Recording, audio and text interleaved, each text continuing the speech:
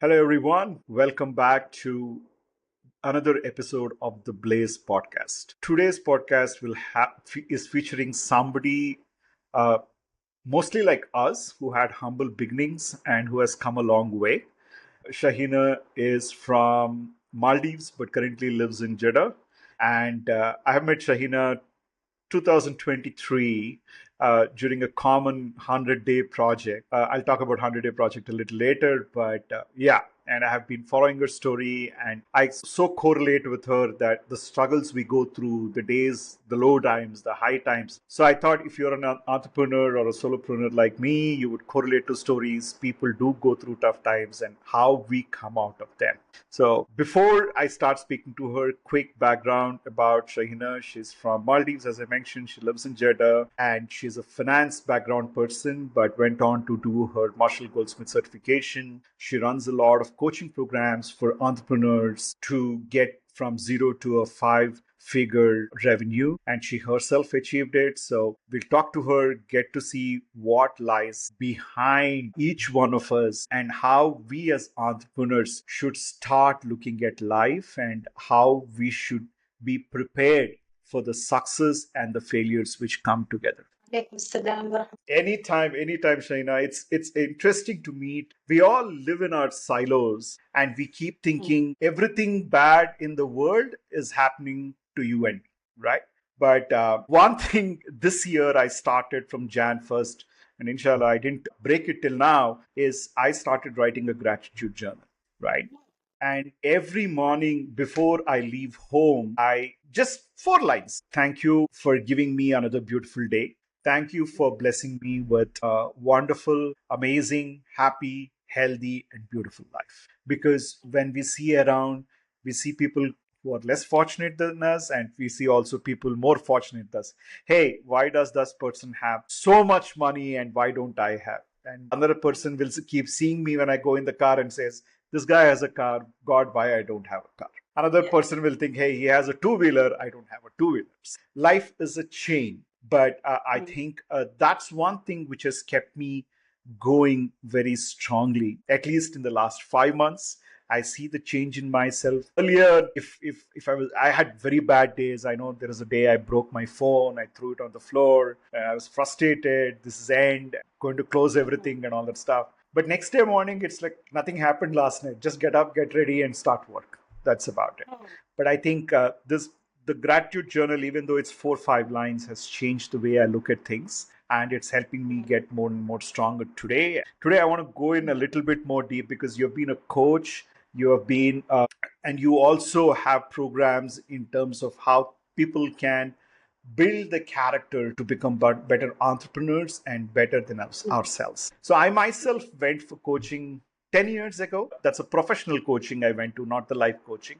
But my coach told me only one thing: Hari, the day the changes happen, you will never know them. People around you will know. Right. So that's what I took away. And whenever it's a long time I spoke to him, Vivek, but whenever I speak, Vivek, you changed my life. So I can't be more thankful for the perspectives what he has given. So Shaina, before we start, I want to start with an icebreaker. I know your YouTube channel is Dewdrop Shahina, your website is Dewdrop Shahina. What is this Dewdrop? Is it your surname or is it a name which came along with you or somebody gave you as a pet name? What's the story behind Dewdrop? Thank you, Harry. So, as a Muslim, I would like to start my speech as an official opening, Muslim opening. Alhamdulillah, Rabbil Alameen, wassalatu wassalam ala Rasulihil Kareem. I'm so grateful to be here with you. So, I'll Our talk about pleasure. a gratitude story and connect with your gratitude story. Let me tell you about the Dewdrop Shaheen. I was in grade 8. Visiting teacher comes in our classroom. He wrote a verse of a poem. Like in Okay. Dilehi, we call it Halen. So he wrote a verse of a poem and then he puts me MZ at the bottom. So I was the like curious student. So what is that? And he says, that's my pen name. That day itself, I was curious. Like I also want to be a writer. Like when I was in grade 7, I got grew this desire to become a writer. So this person said, this is a pen name. Okay, it ignited that spark in me. And I kept on asking myself, what would be my pen name?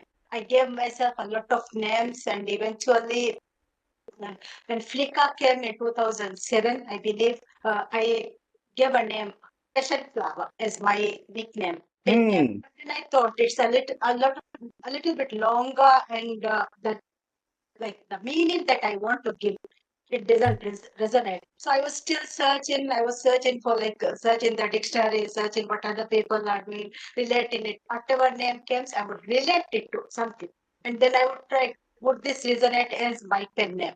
And then in 2009, when Facebook came, okay, again I was searching for this name, and then this word dewdrop came.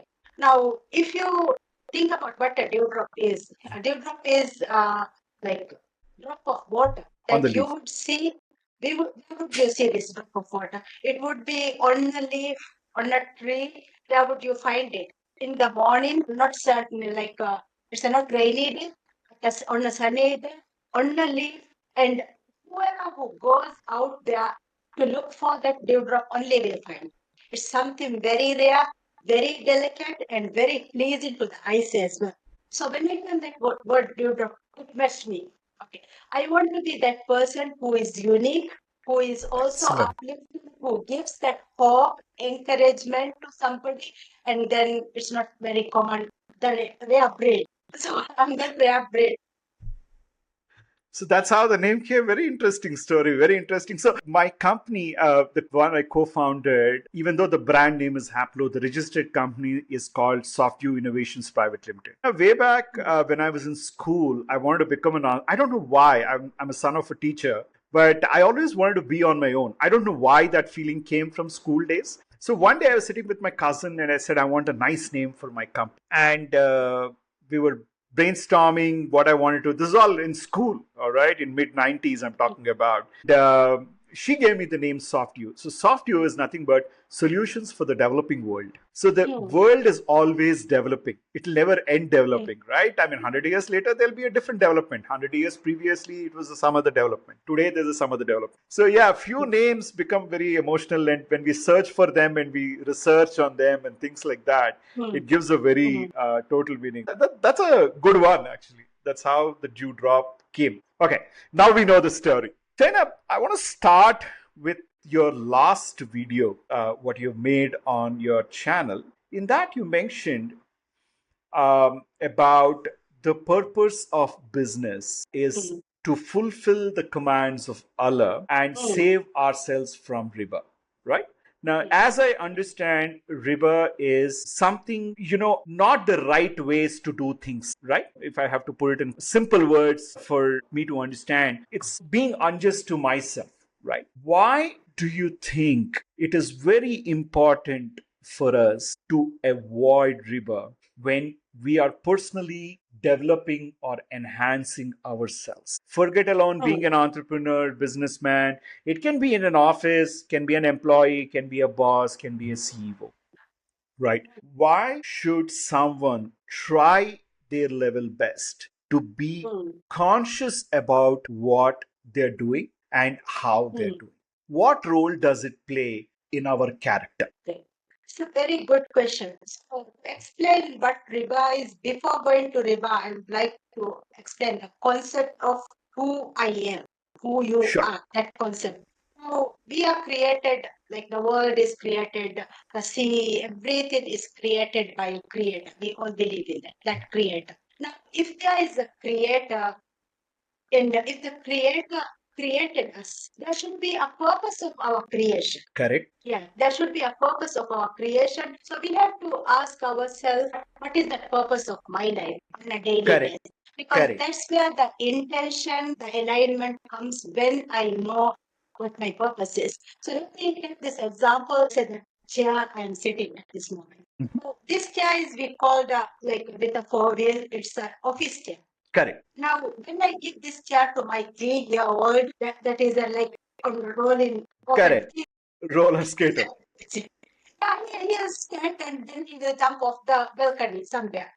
Correct. When as an elder person, when I sit here, I know that it will roll if I am not careful. So this person who created this chair created it for a purpose. Similarly, as human beings, if we forget our purpose and then we try to do different things, we will always have this misalignment. It's not aligning, and then this fight is always there. So we have to ask ourselves the question, why am I created? Now, as a Muslim, when we open the Quran, that is the scripture for us, it says very clearly, Allah subhanahu wa ta'ala created men and jinn, the spiritual, everything spiritual, and everything to obey him, to be the slave of him. So, as the slave, if I in the morning, like we are blessed to do 5 prayers daily. It starts around 4:30 before Correct. the sunrise, and then we do the 5 prayers. So, in the morning, if we ask ourselves, as a slave, what would be my intention for the day?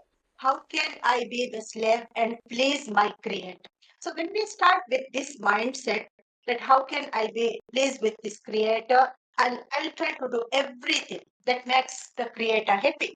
And there comes the concept of business. Now, when we want to be in the world and when we want to get better everything, we often like we will work in an organization for some time because that's how the system builds us. You go to school, you get good grades, you get the white collar Correct. job. But then eventually we will know that I'm not satisfied because I don't want to work on these odd hours, but I want to be on my own boss. And this is where entrepreneurship comes. So when entrepreneurship comes again, as a like a slave of the creator, we have to ask the question, is this something that my creator wants me to do? And yes, again in the book, it says like Allah has made a means of sustenance for you. That means the money, it's a means of sustenance for you. That means you are permitted to do the business. You are permitted to go and work. And there's another verse in Quran which says, do the prayers. So these obligatory prayers, do them and you spread on the world. That means you spread yourself, earn. Take the example of a bird. Now, the bird in the morning, it starts off from its nest. In the evening, it comes back with a piece of food for the little ones or for it. It comes with a filled tummy. Similarly, we have to do the work. As we are spreading the word, and then we are asked to remember Him often, as much as possible. And then this is where the riba comes. So the on the same verse, we are say it says trade is permitted. Allah subhanahu wa ta'ala says riba is prohibited. Now, what is riba? Riba is actually that interest you put. Let's say you give me $1,000 and you are saying when you pay back in 1 year, you should give me $1,100. That extra $100 is the riba. That is actually that is the interest part is riba. The interest. So he says it's not permitted. So let's say if I go for a bank loan, so the bank is giving me $100,000, and then the bank says, okay, with an interest rate of 9.75% or 12%. Whatever. Means when I pay this $100,000, I have to pay additional maybe $12,000. $9,700 if it is 9.7%. And that is the element of riba, the interest, which is prohibited. On the other hand, let's say I want to buy your car. And I go to a bank which follows the Islamic Sharia. What they will do is, if I want to buy you a car, they will do is from the bank, they will buy the car from you. Let's say you are selling the car at $100,000. Now, if the car is $100,000, the bank will purchase it from you, and I am the person who wants to, through the bank, I want to purchase it. So, what the bank will do is, okay, they purchase it from Hari for $100,000, and bank says, I will be making a profit of 10%. And I'll be selling it with a profit of 10%. So it's a completely permissible business transaction. Okay. Going back to your point of that example, Shahina. So, if the bank is giving me a loan, right? They're taking a risk to give me a loan for 5 years, right? Nobody gives. So, the bank is saying, Hari, I'm giving you $100,000 loan and I charge 9% interest, right? Or 10% interest per annum. Now, doesn't, or getting confused, doesn't that become a business? Because the bank doesn't know me. It says, okay, I'm trusting you, right? And I'm giving you the money. I mean, if you take another example, credit card, right? Credit card, 45 days, they give you free, right? You're spending $100, within 45 days, you pay me back, don't pay me anything. But if you're paying me later than 45 days, then you have to pay me a small interest for the service I'm providing you because my money is with you. Is the interest is are you saying it's unjust, or it is because it's their business, right? They're loaning you the money, you are paying them interest because at the time of you needed the money, they gave you money, whoever you are, whatever. They said, okay, I'll trust you, take this 100,000, but at the end of 1 year or 5 years, pay me back with 10%. So in that example, when you mentioned that that goes into the understanding what I had with my little research I've done, that's an unjust way of getting things done. Am I so? Yeah. How is it unjust when I'm trusting you as an individual? I don't know you, you don't know me, but I'm loaning you the money, so I need some return at the end of the day. So how is that not correct? That's their business, right? Yeah, it's the business, but in like Islamic scripture, it says if you loan 100,000, you have to get back 100,000. But then on a business, like you can say, like, okay, you take this 100,000 and you keep with you, you do the business. So if you do the business and from the business, like the transactions will be very clear, and you can say maybe the like 5% of the profit that you are making, I'm happy that if you can lend me. It might be a different thing. Okay. But like when you say, okay, give me back this percentage of an increase money, just as money is wrong. Okay, okay. So as long as I'm following the law and I'm following, okay, Shahina is lending me $100,000, and I told her, Shahina, I'll pay you back in 60 EMIs, and I'm paying her the money. And she said, Hari, I don't know what you're using the money for. So at the end of the day, whatever you profit you make or whatever it is, pay me 2% or 1% of it for the trust I have had to loan you the money to get your job done. Got it. Yeah. Now that clarifies. Yeah. So now it's like it becomes a business transaction, more of a business Correct. transaction. Because Correct. Correct. otherwise you are saying, okay, 100,000 with an increase of, you are not talking about the business, like the same example with the car. So the bank is saying, okay, I purchased the car from you and I'm Correct. selling with a profit. So it's the profit. Profit is Correct. yours. Correct. Perfect. Perfect. Perfect. That raises. So before we go forward, I want to ensure our viewers understand. So when Shahina and I talk, we are talking more about spirituality, even though we use names of Allah, God, or whatever. But we are more coming not from a religion perspective. Religion is out of our conversation, and we are looking more from a mind, body, and spirit. The spiritualness, what we talk about, the meditation, what we talk about, every whole world talks about it today. So that's the concept we are staying on. So just want to ensure my viewers are clear on where the expectations are and how we're doing.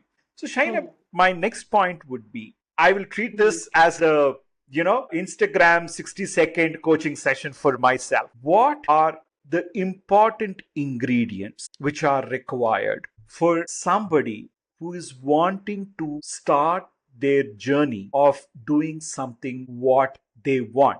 Somebody wants to teach, somebody wants to run a business, somebody wants to run a grocery store, right? Somebody wants to run a beauty parlor, whatever it is. Anybody can do anything in their life.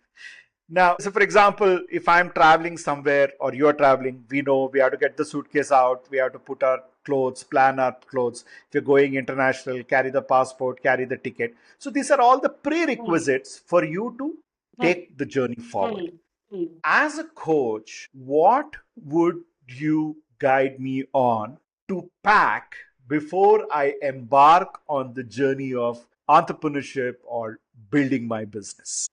Interesting question.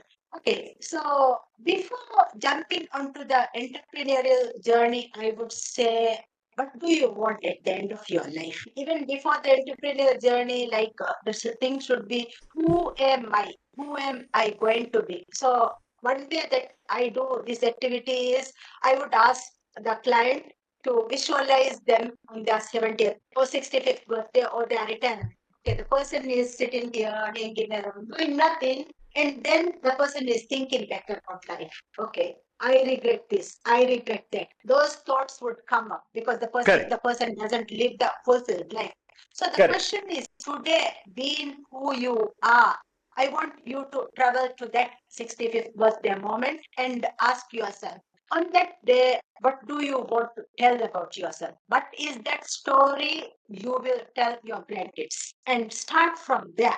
The moment you know what is the exact story that you want to tell your grandchild, the decisions you make today, the actions you take today, will be completely different from you saying that I want to start as entrepreneur and I'm going to put this and into my bag. Isn't it? Simplified it so easily, Shaina. You're right. You're right. Say, if I, for example, my dad passed away in 2017. My dad always used to tell after I mean, he retired when I was in school itself. So I was fortunate to be with him until he was 84. And, we both had good times. Only one thing he mentioned. First thing, never have loans, never Mm. hurt anybody, but you never, I mean, my dad was a teacher, right? So it comes very easily to him to scold somebody, right? Every time he'll be scolding some. But Shaina was so amazed, even though he used to scold people. I have goosebumps when I think of the situation. All the people I talked to never hated my dad. Why? I asked him, they said, he's scolding us for our good, not for his satisfaction, right? So Yeah. by heart he's an amazing person, but if he doesn't scold, we will never learn, we will never go forward.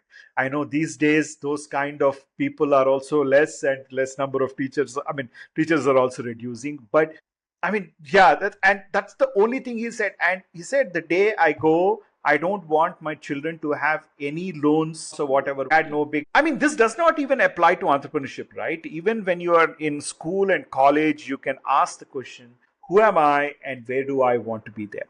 But Yeah. China, how many of us see there is an age? I mean, if you come out of Saudi Arabia, if you look at the other parts of the world, I mean, you can look at India also, you can legally get married after 18. There is an age which is set, and 21 for Mm. boys or whatever.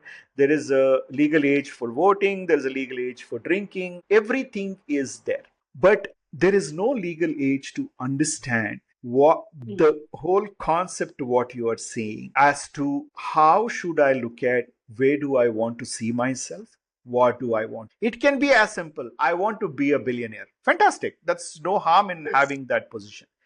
But according to you, when do you think as human beings we start to looking at these kind of things? How do I want to live my life? Where do I see myself when I retire? Let's talk about retirement. Let's not talk about anything. I mean, in each country it's different, but let's put an age of 60, right? For discussion purposes. Where do I see myself at 60 and what kind of life I should have lived and things like that, right? When do you think a human being can have the maturity to start thinking in this direction? Let's assume the life cycle for human being. Now, if we look at the life cycle, the child comes into the world, into the hands of parents. Correct. So actually, it's the parents' role to teach the child to Correct. like age appropriately to help the child see their retirement. But in our culture, what happens is because okay, let's say as a parent, I didn't know. I have my Correct. eldest son is 20, 22. My younger one is 20, like 20.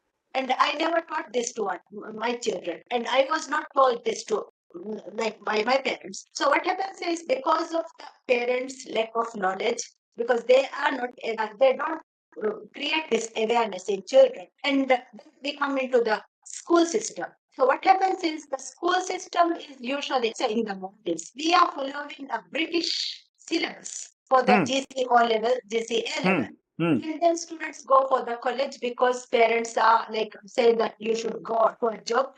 Whatever that happened to me should not happen to you. Hmm. So with that mindset, let's keep like make sure that the children learn. This is the normal process. Nobody talks about this concept in the Hmm. whole process. Let's say I discovered this process of like thinking about my 65th birthday only when I hit like the rock bottom stage. Hmm. I was 29 years. So at the age of 28 years, I was doing the diploma in accounting by then, and I was going through a difficult marriage, Hmm. physically, mentally, sexually abused. Everything was there.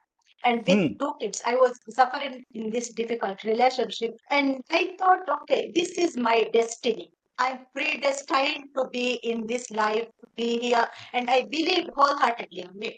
Because that's what we were told in the community. It's your destiny. Like you have to live this life. And then I came across this book by Stephen Covey, The 7 Habits of Highly Effective People. To people. So in the book, he says be proactive. And then comes a concept called take 100% responsibility for your life. Now, as I was reading through the pages of these chapters, one thing hit me. Okay, he is saying take 100% responsibility for your life. And as the person who is being abused daily, how can I take responsibility for whatever that is happening in my life? This question came. So, like usually on the prayer mat, we do a lot of pondering, we do a lot of asking, like any religion, you do the meditation, you think, you reflect. I was asking these questions. And one morning it hit me. Shahina, it was your decision to get married to this guy. It was your decision to have the first kid. It was your decision to have the second kid. It was your decision not to move out when the first time he hit you. It was your decision not to move the second time they met you. And I lived with him for 10 years. In this abusive content, I lived with him for 10 years and so I made a conscious decision, okay, I'm not going to live here. So by then, okay, I got the motivation that is required. I get the motivation and I made the decision. I told him, before telling him, I went to counseling. I got the help of a counselor with I trying to make the right decision. I was asking the questions. And the question, the counselor, usually in counseling as coach, they will not help you. They'll simply ask the questions and let me think aloud. As coaches, sometimes we help the person to visualize the future. So what happened was, I told him, I want to move out because this I have been living in a abusive relationship for the last 8 years. And he said one thing. He said, there is this door that you came in.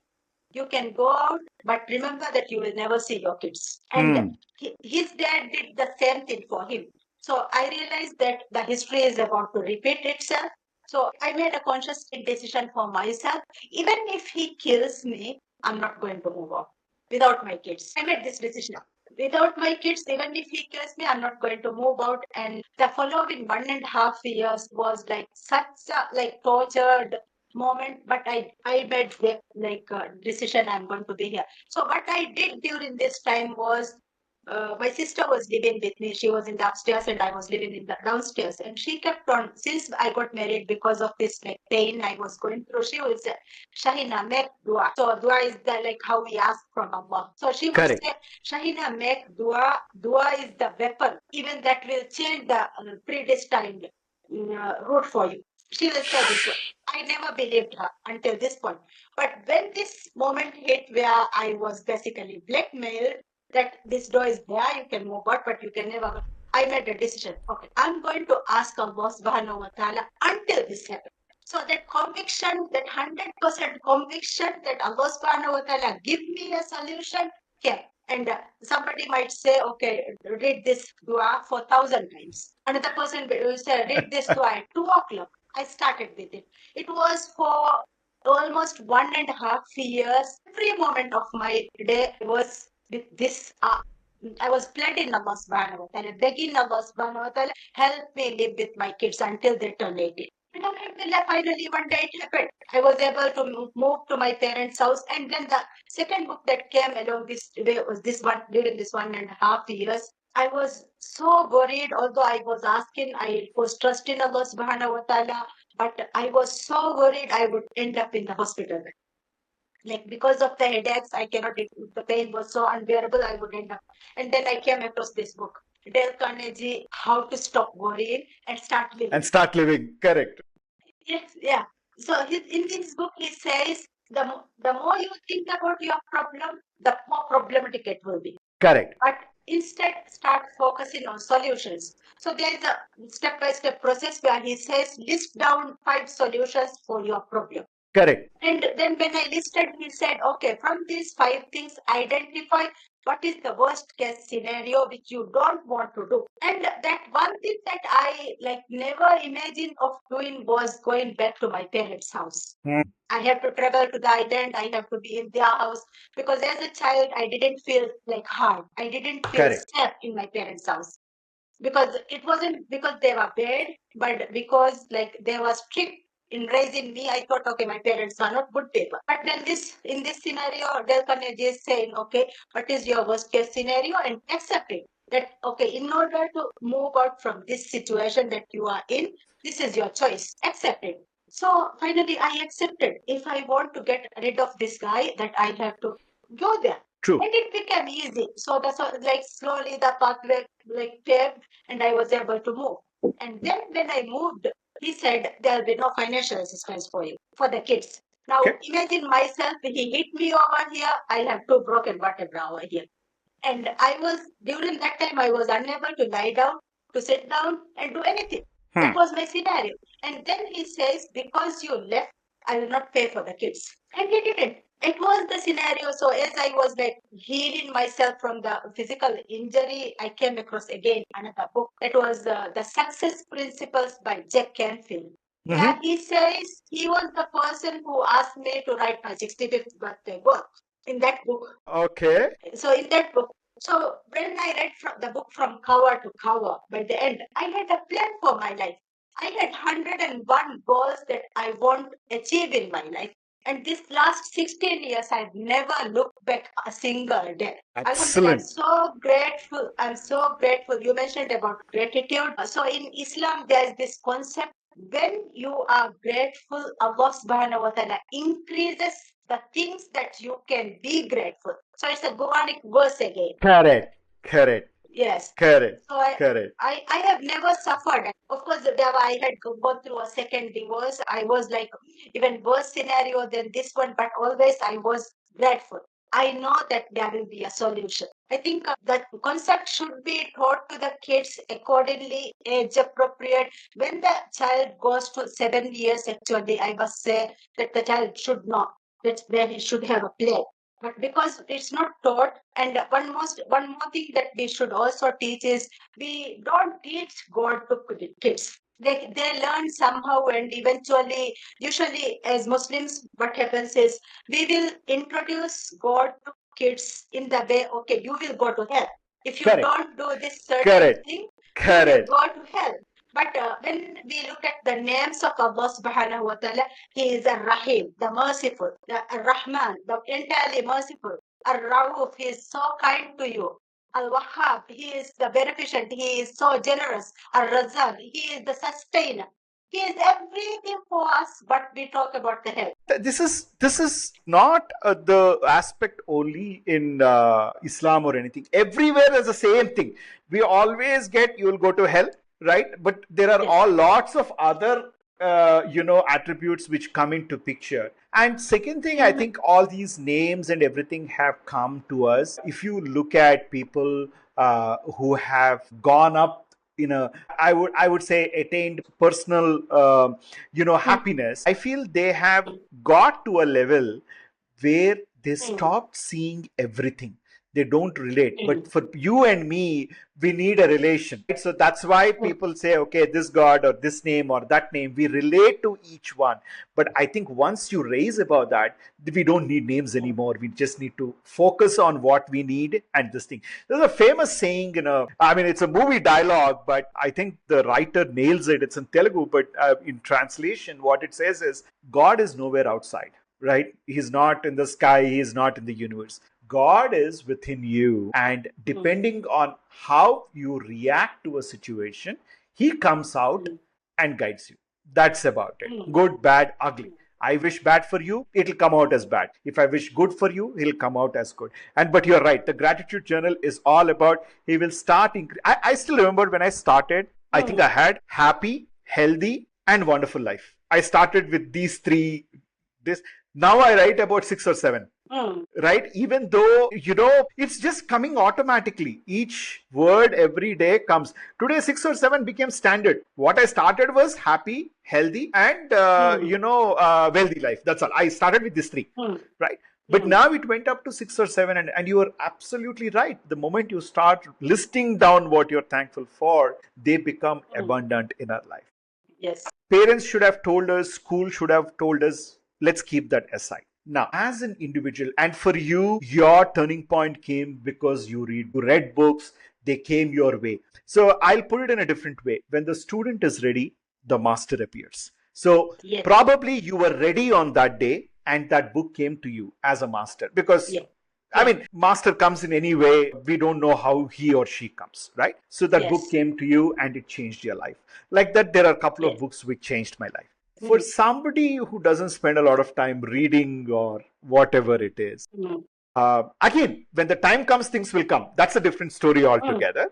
But if there is somebody who's wanting to get onto the journey, want to do something, but they always feel, they always procrastinate or they always postpone, right? I'll start from tomorrow. I mean, live example is me.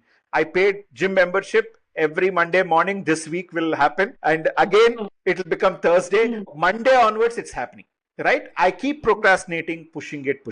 What, in your experience, are few things what you can share with us where when we procrastinate or something, how can we break the chain and start doing rather than, okay, I'll do tomorrow, rather than that, how do I break the chain and start?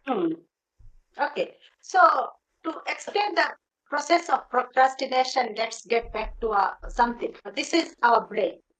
Correct. My favorite topic. So I have this one, and we are trying to connect this brain and the heart. It should to establish the brain and heart connection. Correct. So what happens is when this is the part of our brain where it makes logical decisions. We think about it, we process it, and then we make the decisions. And in the middle, there is this green dot.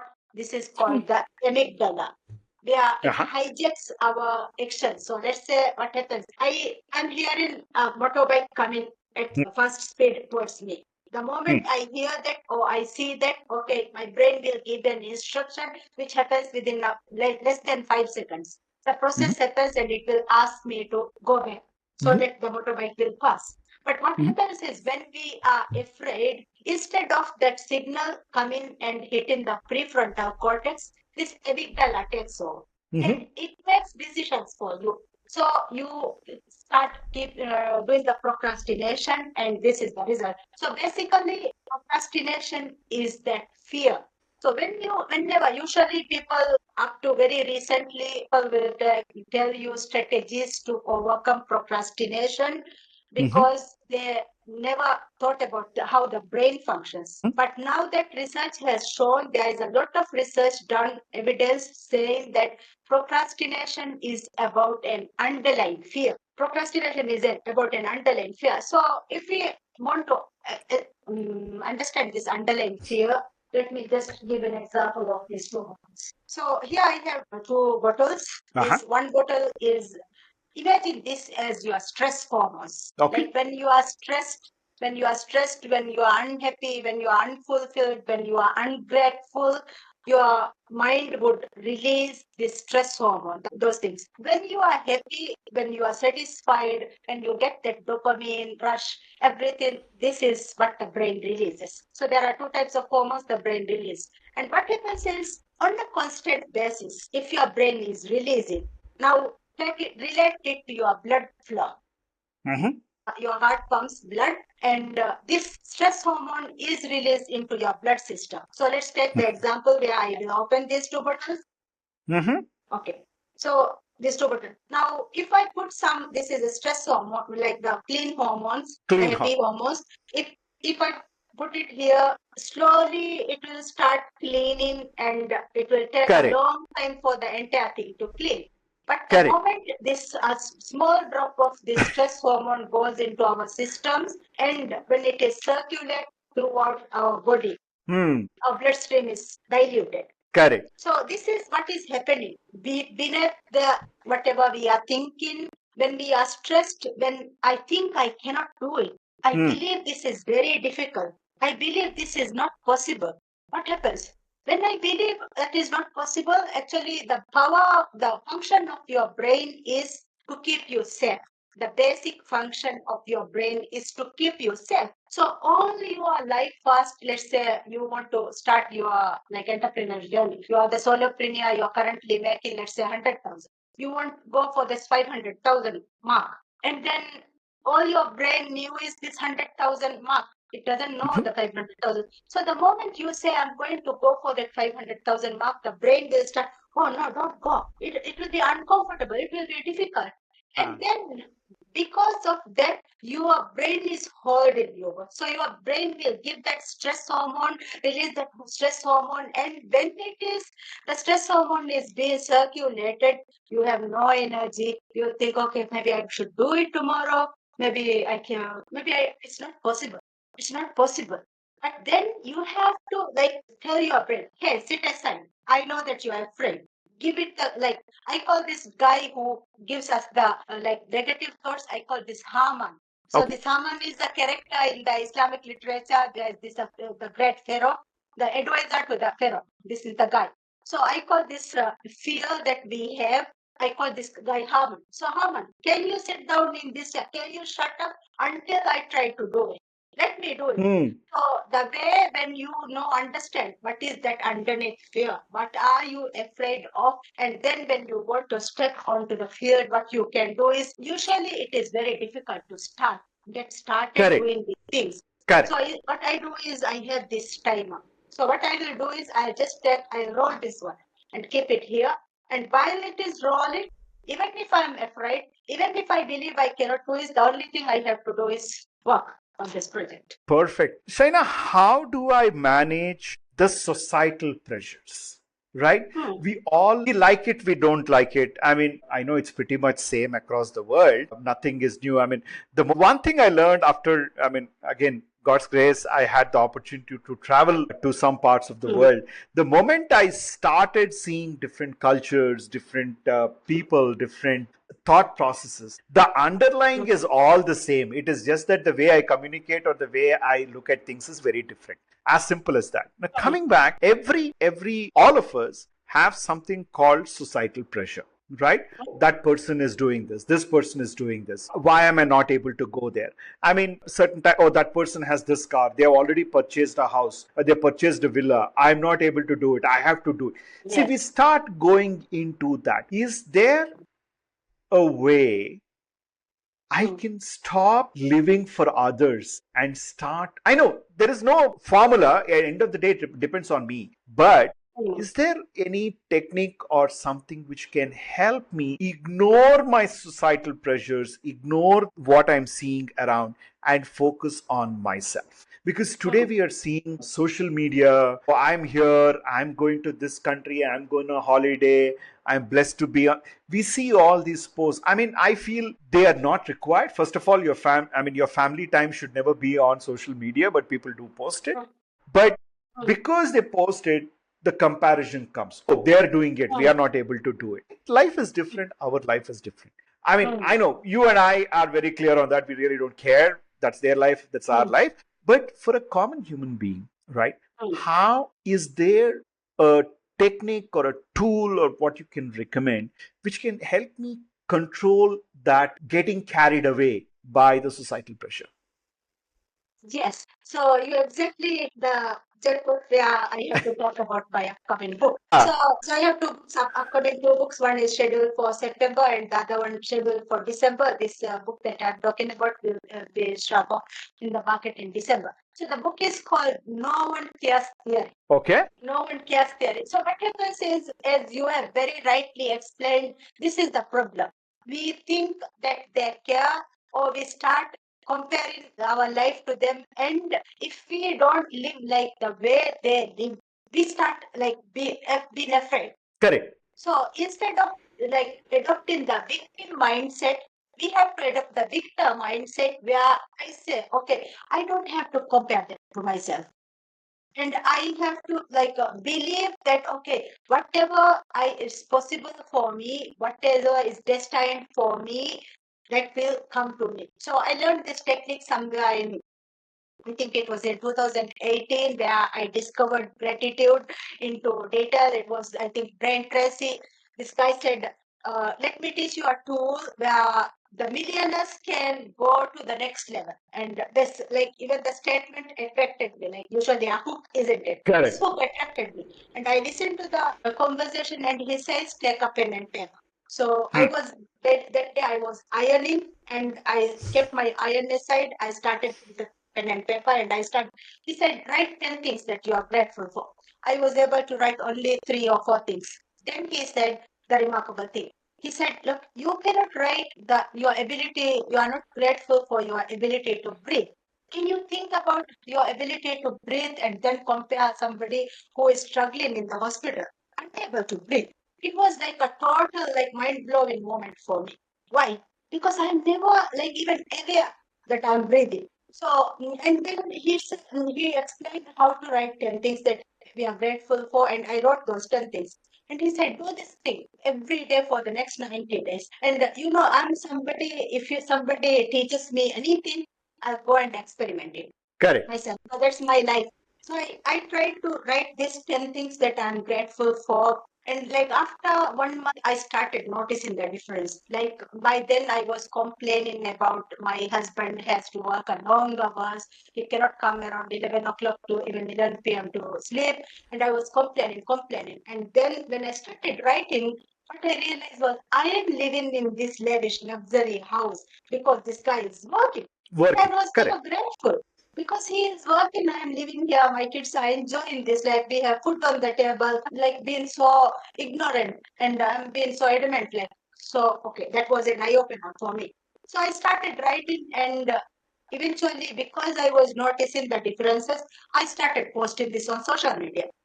And I noticed that my friends also doing the same thing. Like when they click a photo of a palm tree or the sky, they will post it like I was doing and write that I'm so grateful that I can see this sky. I'm so grateful that I can see the tree. So this happened. And then eventually I learned this technique where, okay, I'm seeing one of my friends, she is traveling a lot. So be on like Instagram, and I'm seeing. So I kept on asking myself the question because we both worked, I think, 10 years back, and then now this girl is rich and she is always traveling. Like initially, it hit me like, okay, that jealousy part, that not happy part came in. Then I asked myself, as a Muslim, what should be the mindset that I have? And that is the teaching of Islam. It says, when you see your friend, your neighbor, or anybody outside doing something, always bless them. Correct. You always say, like, may Allah increase them. And when you start saying this statement, like, whatever, then you have to believe this. Whatever is destined for you, it will come, like, even if you are under a rock. Correct. So I believe this one, and I started blessing my people, whoever I see on social media, and eventually I got there. Like I was able to travel because I had one goal. So I wanted to travel around the world. So far, I think since then I was able to travel to 10 countries. Excellent. So this started happening. And this is what, so to start living with the victor mindset, like we have to have the belief that we should live effortlessly. Now we are trying to live like we are hustling, but slow down, be grateful, and understand that, okay, like you are being guided, you are being blessed, and you don't have to rush to get it, but slowly by following. Like when I started, I said, okay, then you have to spread on the earth. Now, as an entrepreneur, you are spreading yourself. Remember Allah more. Now, our belief as an entrepreneur most of the time is I should work more hours. I should do more to get success. But in Islam, the teaching is totally different. It says you do the work and you allocate time remembering your creator, asking from him, and then it's like you are being guided. So you have to detach whatever you do, detach, detach yourself, and then you do the work. So that's like the concept of my book, The Nourishment Set, because but this so the no one cares theory. The book talks about 7-step process. So the 7-step process is, let me use the word so that maybe Sure. Sure. That'll be wonderful. this is my words. Very clear. Yeah. So okay. So the first step is you have to make a decision. Yeah. Decide. So you decide. Like as earlier I said, We're good, Shaina. so the first step in this one is if you want to succeed in your life, you have to decide your ideal life. So ideal life, who you want to be. We mentioned about that, but it's your 65th birthday when you retire and you narrate the story back. Okay, if you decide today, you will have that life. And once you make this decision, then you have to, like, your ideal life, have to make it intentional. So make it intentional feels like when you wake up and when you do the work on a daily basis, you know exactly what I am doing today is something intentional, something that will lead me to that 65th birthday goal. Yes. So you make that decision. And then comes the next step called the energize. When we think Energize. about any goal, the first step is I am not motivated. I am procrastinating. And we want somebody to be our motivator. We say, okay, Hari, can you be my guide and can you push me? Can you be my accountability partner? And all these things come. But there's a very famous saying by Mel Robbins. She says, motivation is garbage. Mhm. The moment you decide that I have to live this life, I have to achieve this life, this energy comes from within. It's not an outside thing. And then the famous example by Jim Quick, where he says, now take the example of an egg. If the egg is like cracked from the outside, the chick will Correct. come and you make an omelette. But if the egg is like a crack from inside, but there is birth. Correct. Achieve. So this is the where energy comes. You have to constantly ask yourself, what's my purpose? What is my intention for the day? And you have to make a plan where you do things that align with your 65th birth. And then the third step in this process is you have to write. So like you have to write 101 goals for you. Basically under three headings, what do I want to do, to be, to have? Like 33 balls each, and then you left like one overarching ball where you want. So you write those things. You don't have to worry about whether you could do it. You don't have to think about anything. Just write. Just like think of, be imaginary, be visionary. Write it. Hmm. Anything that comes and write it. So once you are able to write this one, we do like a filtering system where we rank it A, B, C, and A1, B1 like that. We rank it, and then we pick up the like there is 11 areas that you have to focus for a holistic lifestyle. Mhm. And we pick up these 11 from 11 areas. We pick one goal or two goals that I want to chase for the next 1 year, 2 years. We pick up this goal. And once we are able to pick that up, they filter it out, then we go to the next step where we call the design. So now that you know you have a goal, you have to design. So put that goal here in the center and ask yourself, what is my starting point? You ask yourself, okay, who are there to help me? What are my challenges? What is my rock or mountain that I have to move in order to go there? Also, what is my objective? Why am I trying to do this one? And what are my affirmations? So you write an affirmation statement, you create your vision board as well for this one, then you create a timeline for it. So you do a design for your goal, and once you have the design, okay, you start the repeat. The next step is called repeat. So the repeat is okay, it makes perfect. So you get out there every day you make a decision. Okay, I'm going to do these two things today. Achieve this goal. What are those two things? You set out those two things, you go start. So when you start doing these things, there will be instances where you know that this is not working for me. That's why I want to write my book. And when I wrote guys every day 30 minutes, I will be writing my book. But then you will realize that 30 minutes of writing is not working for me. So you Correct. will evaluate and then you will just say that, okay, instead, let me work on every very step from one of the now the repeat process is you start doing the task that you have worked. And when you start the task, what happens is you will find that some of the tasks that you have listed are not working for you. The example is you decide to write 30 minutes every day. But you realize when you sit there to write, and the moment you start thinking a little bit, that 30 minutes is already gone. So instead, you decide, okay, from next week onwards, every Wednesday night or Wednesday 1 o'clock to 5 o'clock or 1 o'clock to 2 o'clock, I will be writing. So you have the time to think and then you have the time to write, and every day you can make a target. Okay, I'm going to write 200 words. So the target is to write the 200 words. So if you are continuously like evaluate and adjust will be like succeeding. Slowly the procrastination is not there. You are making progress and all this. And the sixth is called the optimization. So optimization basically is the idea that lot of resources are available. But usually we don't tap into those resources. One example nowadays could be I want to write my book. I don't know. I know the idea that should be in the book, but I don't know where to get started. I can go to Copilot or Gemini and ask, okay, I have this idea. Can you give me an Very outline of the book? You optimize the resources. There are a lot of people out there who can help you. An example is like me reaching out to you the other day. So we have been in this for the last 2 years. I never even you kept on tagging me in your earlier party. I never responded to anything because I'm on a mission to make from my $27,000 to making my first $100,000. I've been asking myself, okay, the thing I learned from my mentor, she kept on saying that what worked for you to earn $27,000 will not work for you $100,000. So, Correct. so I learned that one. And because of this concept, I decided, okay, what are the things that I should be doing? What are the things people love? This is what people are doing. And I realized when I go to LinkedIn, I will get messages where people sell. And I don't want like anybody to sell me anything. But then I was following people who are doing great work on LinkedIn and listen to their conversation, YouTube channel. I listened to their conversation and they said, Ron, sir, what sir?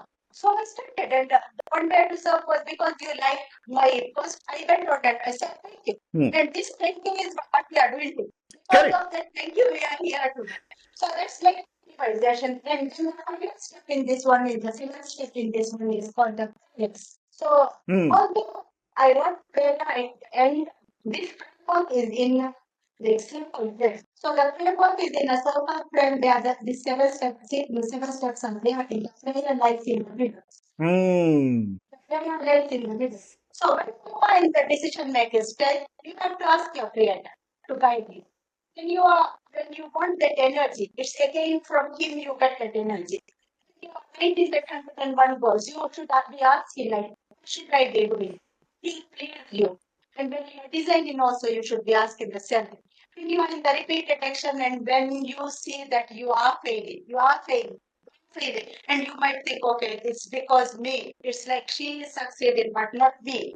And then when you go and relate the religious concept in Islam, there is this concept it calls like Allah subhanahu wa ta'ala created men into hardship.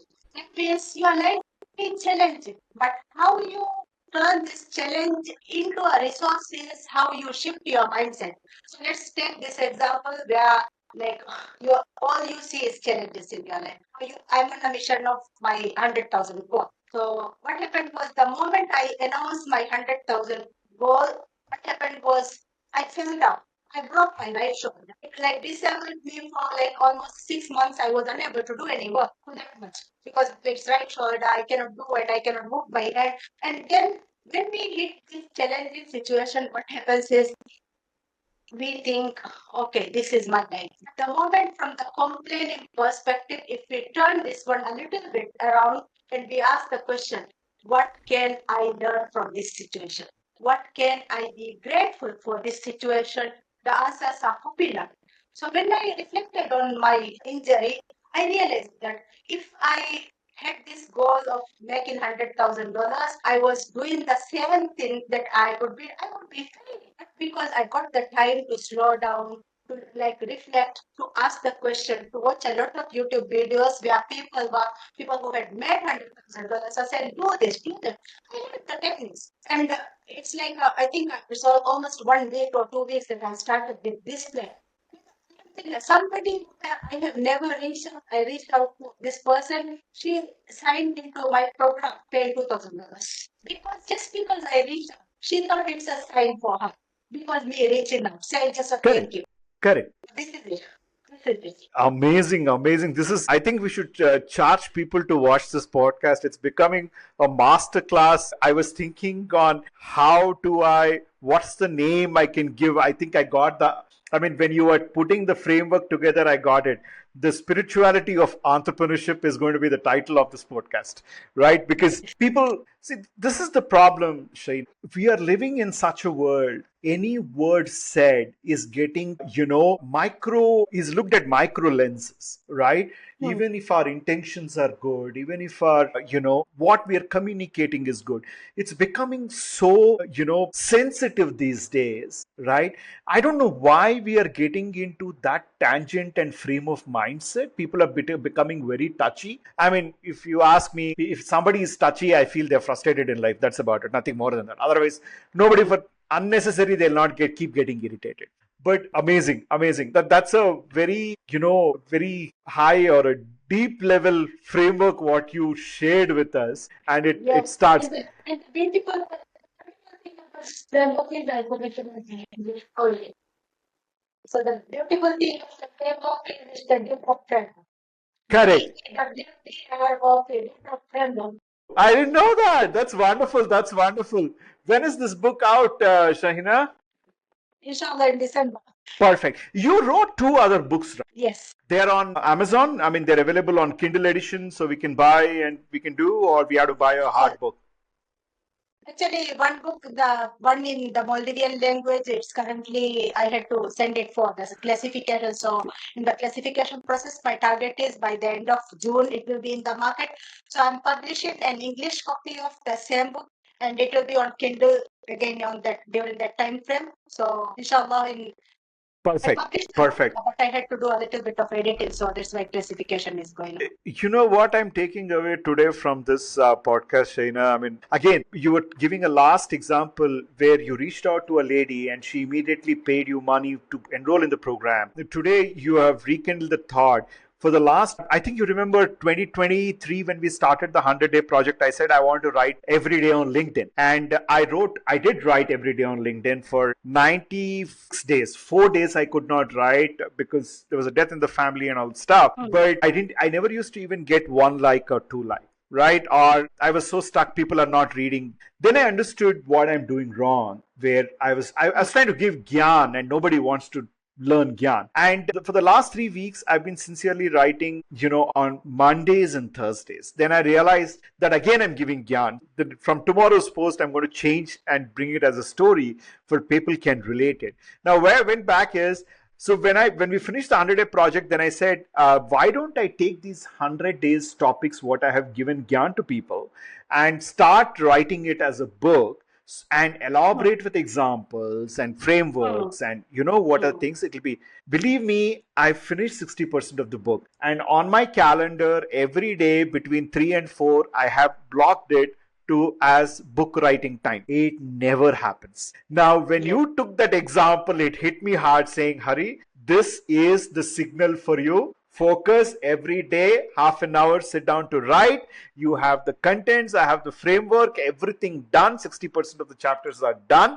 It's only the 40% completed. So that's what I'm going to take away from this conversation of ours. Amazing. So, Shaina, tell me, in your journey as an entrepreneur, what has been the one biggest challenge? What has been another challenge which you thought it is very big, but actually when you looked at it, it's very small? Because I was in the sunlight, the like light faded. Okay. Okay. So the question is, what was one challenge and then it did not matter? When I started, when I got my first coaching certification, or maybe even before that, I was operating a print shop. So my Huh. second husband's family invested for us, and I was operating a print shop. And then my task was, I was the boss, I was the salesperson, I was the marketing person, and everything. And my husband was asking me to go do the marketing, but then I failed there. So I always believe that I don't know how to sell, I don't know how to market. And when it came to my coaching journey, because I was going through the second divorce and I needed money by then. So as I was starting this training coaching journey, somebody who was into network marketing came and introduced me in one of my workshops and said that, okay, this business is very good and this business does this and pays me. And she gave examples, she showed me the receipts, and I believed, yes, it happened for her. And I invested myself. All my savings up to that day, I invested in this business. And then I tried to sell this one. So I was like making the from the cold context to hot context. Like I was bringing people, getting ready. I was giving presentation, but I think I gave 80 presentations and none of them worked. 80 presentation, 80 sales presentation, and none of it worked. So I had this firm belief that I don't know how to sell. And when I did my coaching certification and I wanted to establish myself as a coach, there came a moment where I don't know how to sell. So how am I going to sell? So I started talking about coaching. I was writing in Instagram post. I was talking about coaching, and people started mocking me. Now I'm from Maldives, so in the Maldives, coaching was very new. Nobody has established themselves as the coach. Nobody was selling coaching, but there were a lot of counselors. So when I started coaching, people started mocking me. Are you a football coach? Are you a basketball coach? This Yeah. thing came up. So I had to explain. Then I started this one, but then nothing worked for me. And during that period, I also had to go through the second divorce, which was also during the COVID, and it was like a dull moment for me. So I kept on like investing myself. Whatever is in my bank account, I would invest into a program, thinking that okay, this program might help me. And I was doing this over and over again. And it was, I think, one of the Tony Robbins event, the Dean Graziosi and Tony Robbins event, where Tony Robbins was explaining, saying, don't don't sell, but serve. But I didn't know how to serve. So I had Correct. this question in a mass workshop where they do. I cannot ask the question, how do you serve? So I didn't know how to serve. And then I read this book by James Clear, Atomic Habits, where he said, if you want to do Correct. something, make it as your identity. Don't try to Correct. make a different thing, but make it as your identity. And he had a very good strategy there. He says, if you want to go to the gym, like make sure that you find a gym that is between your office and your home. So on the way Correct. from office, you can drop into the gym and finish and come back. Otherwise, if you have to go to gym in this side, you will say, no, the gym is that side. I cannot go. I'll go I later. was tired. So then I asked myself the question. Now, I'm somebody who wants to do public speaking. I want to empower people. So I said, I thought myself, what would be, how could I link this strategy to my life? And it hit me. When I want to do a video, especially what happened was I want to do this in the global market. So I'm always speaking in English, and none of the Maldivian people, the people I know, are listening to this. That's my first failure. And the second failure is because I'm not very good at English speaking. What happens is whenever I record a video, I want to edit this thing. So 3 minute videos editing time might go up to 2 hours and then nothing works. So I can Correct. post one video, two video, three video, and that's it. I cannot do it. So after I did this atomic habit, this concept, I thought, okay, let me open up my camera and I will do a Facebook live. Hmm. So what I did was I just opened my camera and I said, okay, for the next 30 days, every day I'm going to do a live. Facebook live. And what I started talking was, okay, I'm going through a challenging situation, but with these challenges, I'm trying to be happy. I'm trying to smile. And you know what happened? From the moment the first line, I had also a business goal where I want to make my first 5,000 because that Correct. time I was looking forward to earn John Maxwell certification. So to Hmm. earn John Maxwell certification, I wanted this $5,000, and I, with that intention, I started doing lives. It was November 1st, and I had to pay the amount money by February. And you know what? With that $5,000, without borrowing a single coin, I was able to pay that $5,000 using this money. That's the $100 project you were part of, and you met your No, goal by mid of December. no, that's the in the 100-day challenge. I was working for $20,000, not the five Ah, thousand. correct. Correct. Correct. Yes, Correct. Correct. Correct. yeah. Like, Amazing. yeah, what didn't work out earlier was I wanted to sell. Like when I now think of it, it is like I don't have to sell. It's all about serving. Correct. So day before yesterday, we started the eighth batch of my healing program. Because it's a 12-week healing program. It's a Islamic concept where I talk about like what God is, like how you should like know God, how you should trust Him, how you should have certainty in Him. Then I teach them the personal development framework. Now, so far, 580 students have finished the program in 7 batches, and Excellent. Excellent. everyone says, everyone I mean, whoever has worked. There are people who says, no, I couldn't do this. But the people who had worked are coming and say, Miss, this happened, I did this because of that. This is what is coming. So, like, I don't want to say. What I did was this time, because Facebook started deleting the old videos, I thought, okay, instead of working on Facebook, I started doing TikTok lives of TikTok videos. And like it was 29 today, so like almost 1 month today. I have 2,900 followers. There are some videos Excellent. people have watched for like 50,000 likes, 50,000 views. And I have about 88 people in the program. Paid people. Excellent. We don't have, we unfortunately don't have TikTok in India. But yeah, but otherwise, yeah. I mean, I'm doing a session this weekend on how to identify and create hooks for your products on Saturday, 10 a.m. India time. I'm doing, and one of my examples is TikTok, because even though there are reasons why, I mean, whatever reasons are there why TikTok is not in India, but that has become anchor for many entrepreneurs, many people who can, I mean, there are also people who use it in a wrong way, or whatever it is. But if you look at the positive impact, I think it created employment for so many thousands of people. So Yes. that's a very good use case for people who want to build products. It should have a meaning. You will every time have some negativity or the other for any product what you use, but you should look at the impact what it creates and how many people Mm, benefited, and how people have been utilizing the services and things like that. mm, Excellent. Reina, if there is one thing you had an option to go and undo, what would that be? and I would say my life is like revolving in a place of gratitude effect, I would say, where I would not want to change anything in my life. Okay. Because let me give the reason why I would say that.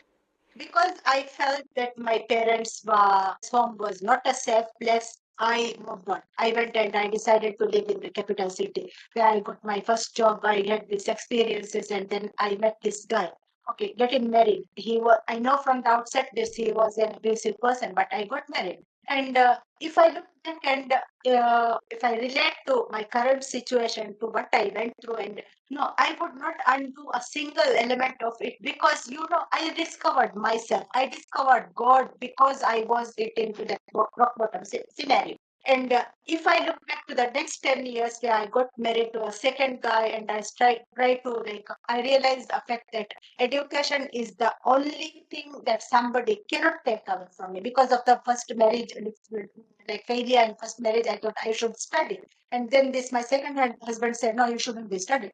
He's helping me to work and whatever I want to do. But when I want to study, he says you are a disobedient wife, and these things came.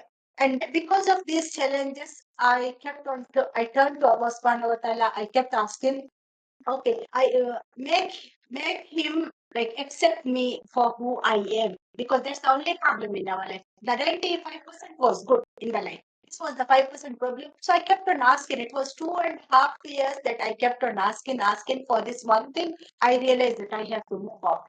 And then I found my current husband. We have been living together for the last 4 years, 5 months. And Excellent. this is the person who accepts, who says, Shahina, study. Shahina, whatever you learn. Last night also jokingly, he was saying that, like we were talking about retirement. And I said, like, I don't know where I will live in my retirement. He was saying, I want to go back to the island. And I said, I'm not sure where I want to retire. And he said, you're already retired, because you will do a coaching session here and you will get $100. You will do one Correct. hour. He's You right. get 100. So you're already retired. So what do you got retirement? As long as you have internet, and everywhere in the world we have internet, Yes, and yes. you can retire anywhere. You can go and live in Antarctica also. If in your life, the biggest learning you have had in your life, did you any time think that this message or this guidance should have come to me at an earlier stage or a later stage? Any of those things happened in your life? Now, For I would be example, very. your turning point, you said, Hari, at 28, 29, when I was studying, I read this book and it changed me and everything. Do you anytime think that, hey, if I could have found that book when I was 19, my life would have Hmm. been different? I mean, were there Yes. any situations like that where you felt this guidance or this message should have come to me a little bit more earlier? Well, I never had that thought that that guidance should come to me earlier, but I always have this that I should let people know about this Hmm. earlier.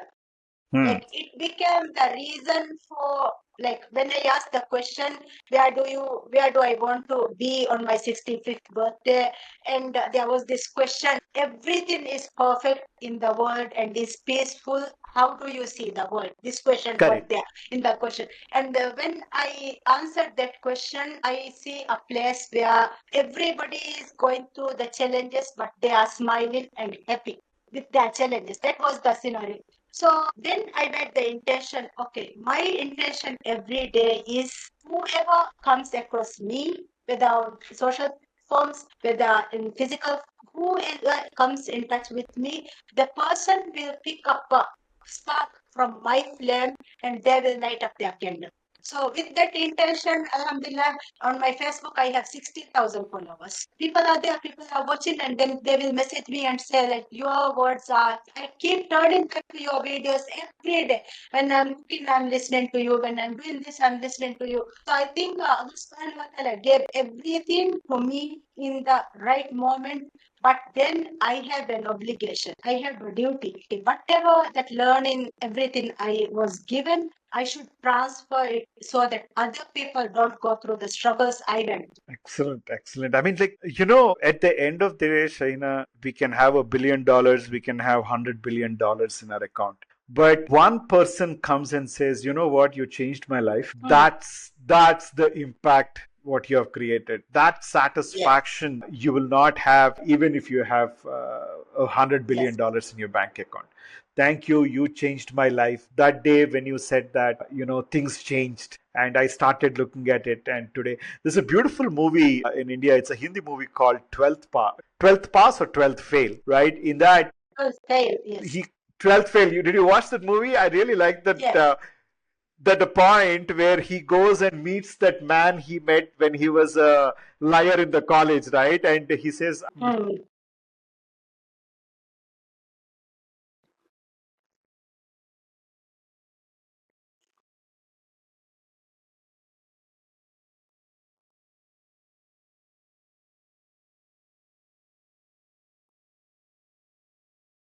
Yes. That's it.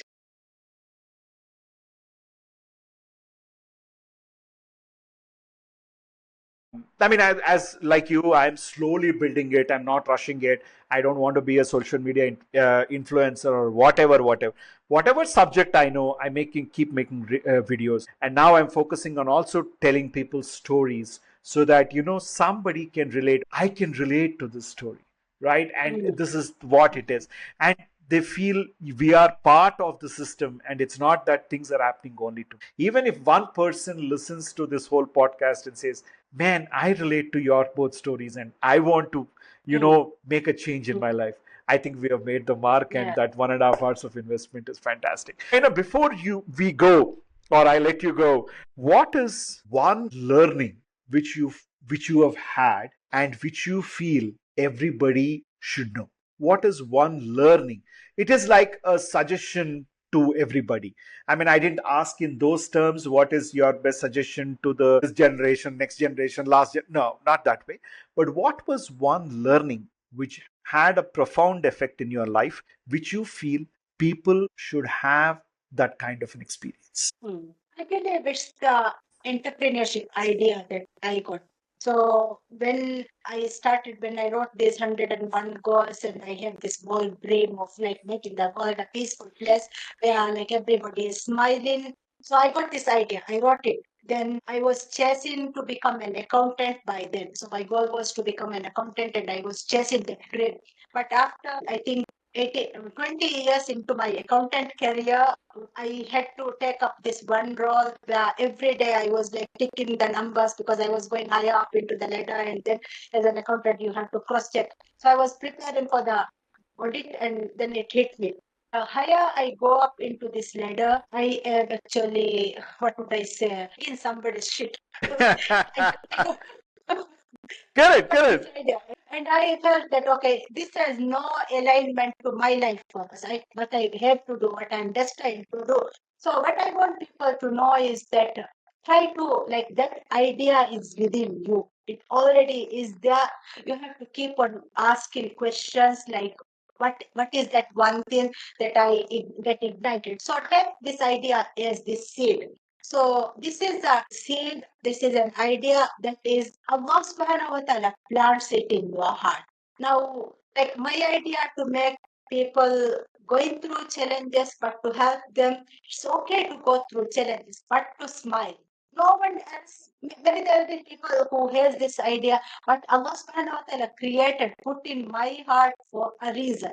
So it's my diving calling. And if I am aligned with this on a day-to-day basis, and I want to grow this, so when this idea comes, I analyze the idea. What I will do is I will just analyze whether this is a good idea, whether I can, what would I say? Usually in our religion, there is something called the istikhara.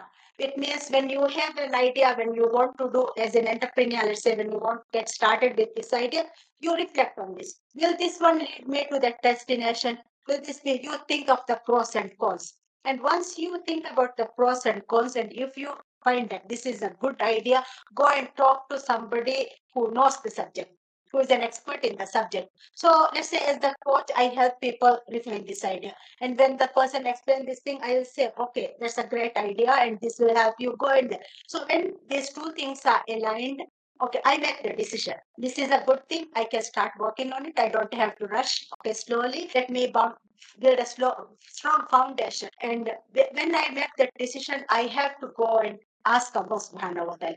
Okay, I got this idea and I have consulted somebody and okay, I've made the decision. Please guide me doing this. So it's called the istikhara prayer.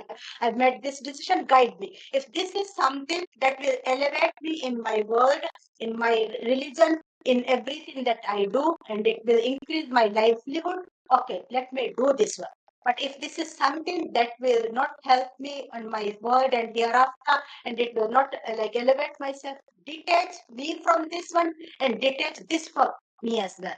So that detachment comes.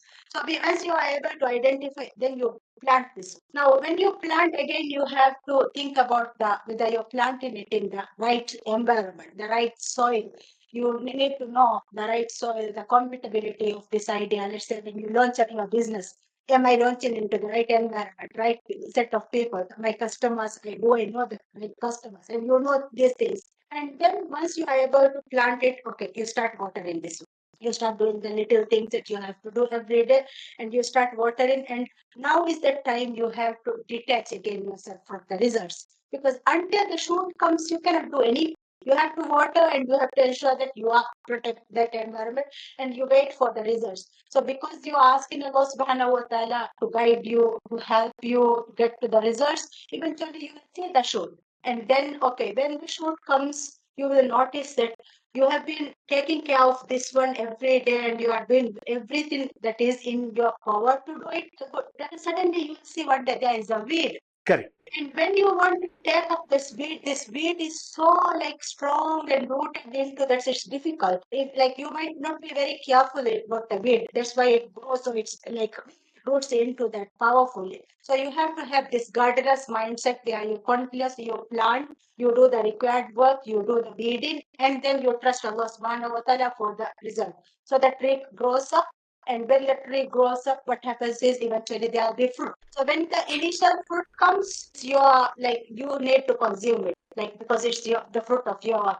But then after a while, you will realize that okay, I have more than enough. I can start like selling it. I can start selling it. So you start selling it. You're in difficult situations. Also, you trust Allah subhanahu wa ta'ala, and then you start. So in this, it has seasons. So you can relate it to the farmer. The farmer has three seasons. The winter, it is the usually law of hardship, where it is difficult. You have to struggle because it's the winter. It's the frozen ground. You have to do it. Then in the springtime, it's the law of hopefulness. Where okay, there is little sprouting of the breeze. And then the summer is the law of happiness. You gather in and grow in the sorry, like the ripening of the fruits is the summertime. And then the autumn is where the law of harvest. Okay, you connect it, you grow it.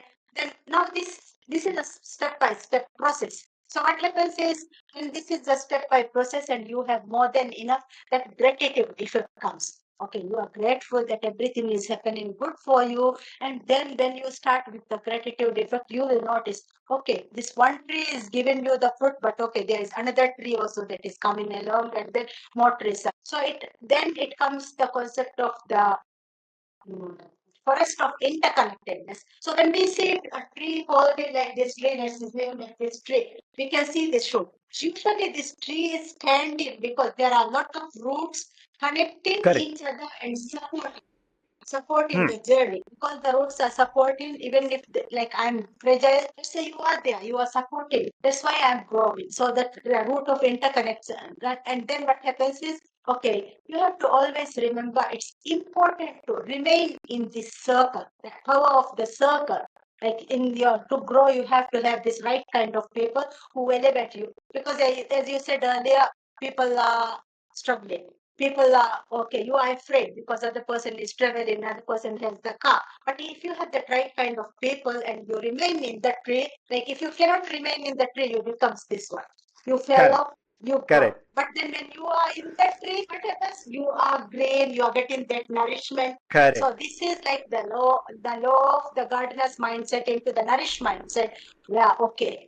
I have to have everything in mind. The people I have in my circle should be the people who uplift me, who say, Shaina, you can do it. Let's do it. These are the kind of things. So if you take care of this entire journey of the nourished mindset, yes, you will succeed. There'll be challenges, there'll be weeds along the way, Correct. isn't it? Correct. But you will succeed. You will be happy. You'll be smiling. You'll be grateful. And you will be living in the moment as well. Exactly.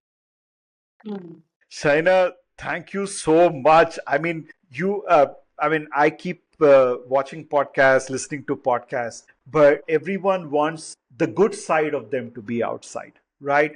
They want the world to look at them as the best people or the moral people, who are living. But you have shared your life story and connected each one as to how who has listened to this podcast till now can take away and build themselves up and achieve their dreams. And yes, I'm definitely taking away your dewdrop framework, and I am definitely going to finish my book as soon as possible. I think one more thing I have to do is I have to put the date on my LinkedIn, say my book publishes on so and so date, and work on the Yes. reverse side. So you don't want to feel insulted and things like Yeah.